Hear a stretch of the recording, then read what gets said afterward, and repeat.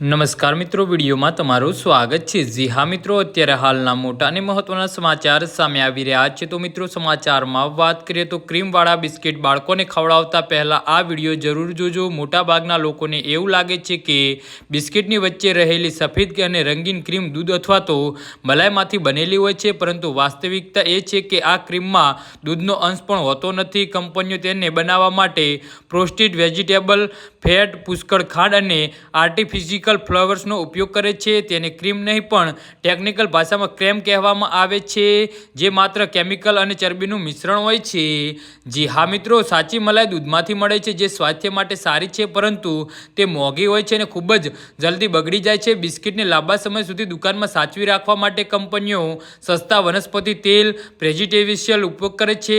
આ મિશ્રણ દેખાવમાં દૂધ જેવું લાગે છે, પણ તેમાં શરીરને જરૂરી એવા વિટામિન એ, ડી કે કેલ્શિયમ જેવા કોઈ પોષક તત્વો હોતા નથી। નિષ્ણાતોના મતે આ બિસ્કિટમાં રહેલું ટ્રાન્સ ફેટ શરીર માટે અત્યંત ઘાતક છે। તે લોહીમાં ખરાબ કોલેસ્ટ્રોલ વધારે છે અને સારા કોલેસ્ટ્રોલને ઘટાડે છે, જેનાથી હાર્ટ એટેક અને સ્ટ્રોકનું જોખમ વધી જાય છે। આ ઉપરાંત તેમાં રહેલી રિફાઇન્ડ સુગર ખાંડ જે શરીરમાં ઇન્સ્યુલિનનું સંતુલન બગાડે છે, જે નાની ઉંમરે ડાયાબિટીસ થવાનું મુખ્ય કારણ બની શકે છે। જી હા મિત્રો, તો આના વિશે તમારું શું કહેવું છે તો નીચે અમારી કમેન્ટ બોક્સમાં જરૂરથી જણાવજો અને અમારી યુટ્યુબ ચેનલને સબસ્ક્રાઈબ કરવાની ભૂલતા નહીં। ધન્યવાદ।